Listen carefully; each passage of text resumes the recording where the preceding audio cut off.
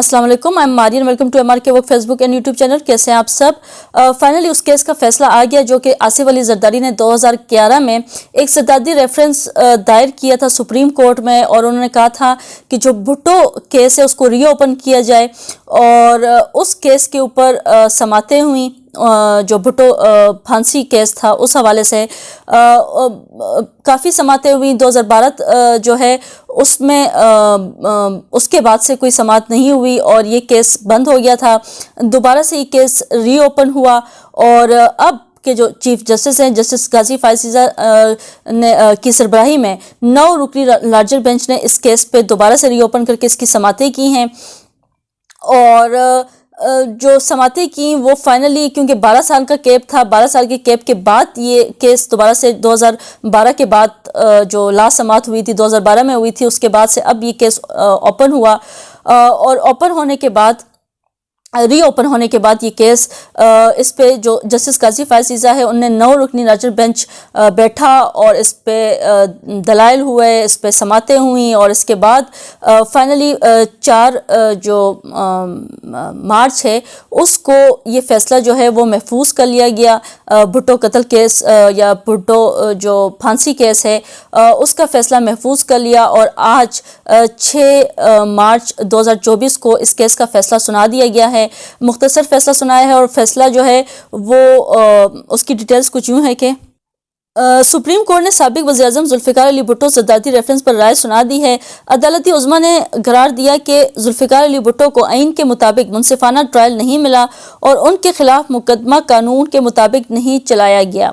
Supreme court of Pakistan ने Bhutto reference पर अपनी मुख्तसर राय 13 शक्ल में 5 सफ़ात में जारी की, जिसमें अदालती उज़्मा ने कहा कि आइन और कानून में इस बात की गुंजाइश नहीं कि भुट्टो की फांसी का फैसला कलअदम करार दिया जाए। राय सुनाने के आगाज़ पर चीफ जस्टिस ऑफ पाकिस्तान ने कहा कि रेफरेंस पर तमाम जजों की राय मुत्तफ़िका है।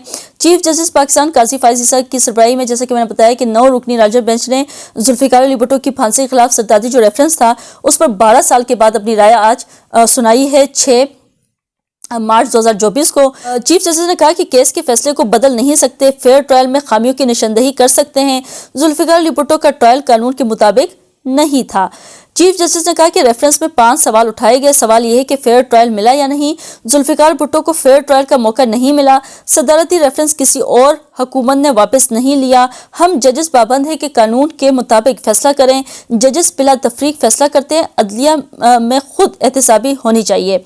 चीफ जस्टिस का कहना था कि अगरचे अदालत इस फैसले को तो मनसूख नहीं कर सकती, ताहम इसकी मुत्तफ़िका राय यही है कि साबिक वज़ीर-ए-आज़म पाकिस्तान के खिलाफ लाहौर हाई कोर्ट और फिर सुप्रीम कोर्ट में होने वाली अपील की अदालती कार्रवाई मुनसिफाना नहीं थी। चीफ जस्टिस ने कहा कि सदर ने रेफरेंस दायर करके भुट्टो फैसले को देखने का मौका दिया। उन्होंने कहा कि जुल्फ़िकार भुट्टो को, जो चीफ जस्टिस है, उन्होंने कहा कि जुल्फ़िकार भुट्टो को आइन के मुताबिक फेयर ट्रायल का मौका नहीं मिला। और जब ये फैसला सुनाया जा रहा था तो बिलावल भुट्टो जो हैं वो जब ये फैसला सुन रहे थे वो रोस्ट्रम में पर खड़े थे, अदालत में जो रोस्ट्रम होता है वहाँ पे वो खड़े थे। जब फैसला सुनाया जा रहा था वो जज्बाती हो गए और वहीं पे वो आपदीदा भी हो गए। फिर उन्होंने रुमाल से अपने आंसू पोंछे और वो ये फैसला बड़े जज्बात के साथ सुन रहे थे। जो भुट्टो कत्ल केस है, फांसी केस, कत्ल केस, आप उसको जो भी कहें, अदालत उस्मा ने इसको सुना। बड़ा बंद था कि इसको सुना और फिर इस पर फैसला महफूज किया, उसको सुना भी दिया। ट्रायल कह दिया गया कि फेयर नहीं था, लेकिन अदालत उस फैसले को कलअदम नहीं करार दे सकती। लेकिन यहाँ पे सवाल, मेरी ज़ाती राय ये है कि अदालत उस्मा से ये सवाल है कि इस तरह के जो जिस तरह से ये फेयर ट्रायल नहीं था, सुप्रीम कोर्ट का जो फैसला आया है, लेकिन जो मुस्तकबिल है, जो अभी केसेस चल रहे हैं, जो कुछ केसेस के फैसले कुछ ऐसे आ भी चुके हैं, बड़े बड़े शख्सियात के हक में फैसले आए, उनके राइट नहीं बनता था, फिर भी चिट्ठियों के ऊपर फैसले उनको सुना दिए गए। और उसके अलावा जिनके अभी केसेस चल भी रहे हैं और उनको एक तरफा उनके ऊपर कार्रवाई की जा रही है, उनको सज़ाएं दी जा रही हैं। क्या इन भुट्टो कत्ल केस जो है वो दोबारा से रिपीट ना हो, दोबारा से इम्प्लीमेंट ना हो हमारे हुक्मरानों के ऊपर, बड़े बड़े लीडर्स के ऊपर? तो क्या ऐसी कानून साजी नहीं होनी चाहिए कि जो भुट्टो के साथ हुआ वो फ्यूचर में کسی بھی ایسی شخصیت کے ساتھ نہ ہو، کوئی عام شہری ہو، بڑا شہری ہو، جیسا بھی ہو، جو ٹرائل ہے وہ فیئر ہونا چاہیے. اور اگر جو فیصلہ دیتے ہیں جنہوں نے دیا، جو موجود ہیں، جو حیات ہوں، کیا ان کی سزا کیا ہوگی، ان ججز کی سزا کیا ہوگی، ان وکیلوں کی سزا کیا ہوگی اگر وہ فیئر ٹرائل نہیں کر پائے. جو بینچ بیٹھا ہوگا، جو جج بیٹھا ہوگا، جو بھی فیصلہ دے رہا ہوگا. مستقبل کے حوالے سے میرا سوال ہے کہ اگر اس طرح کے فیصلے دوبارہ ہوتے ہیں، رپیٹ ہوتے ہیں، تو ان ججز کی کیا سزا ہوگی، ان جنہوں نے یہ درخواست دائر کی ہوگی، ان پٹیشنر کی کیا سزا ہوگی، جنہوں نے ان کے ڈیفینڈر ہوں گے، جنہوں نے ڈیفینڈ کیا ہوگا، جو وکیل ہوں گے ان کی کیا سزا ہوگی. کیا مستقبل میں دوبارہ سے یہ جو اس طرح کے فیصلے ہیں وہ رپیٹ نہ ہوں، اور اگر ابھی جس طرح کے فیصلے ہو رہے ہیں ان پہ دوبارہ سے نظر ثانی ہوگی؟ تو میرا سپریم کورٹ سے جسٹ یہ ایک سادہ سا سوال ہے، سمپل سا کویسچن ہے کہ کوئی قانون سازی اس حوالے سے ہوگی کہ تاکہ رپیٹ اگر اس طرح کا کوئی فیصلہ ہوتا ہے تو ان مجرموں کو، چاہے وہ ان میں ججز ہوں، چاہے ان میں لائرز ہوں، چاہے ان میں جو اس طرح کے ریفرنس دائر کرتے ہیں فیک قسم کے، ان سب کو سزا ہوگی یا نہیں ہوگی؟ اگر اس طرح کا فیصلہ آ جاتا ہے تو اس کے لیے جوڈیشل کمیشن بنایا جائے گا یا کیا بنایا جائے گا؟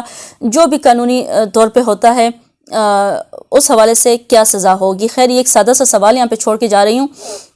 بات کرتے ہیں، عمران خان نے آج جیل میں غیر رسمی گفتگو کی ہے اور انہوں نے ایک بیان جاری کیا جو بڑا اہم بیان ہے، وہ آپ لوگوں سے شیئر کرتی چلوں. پاکستان تحریک انصاف کے بانی عمران خان کا کہنا ہے کہ میں کور کمانڈر کانفرنس اعلامیہ کی تائید کرتا ہوں. سانحہ 9 مئی کے ملزمان کو کڑی سزا ملنی چاہیے.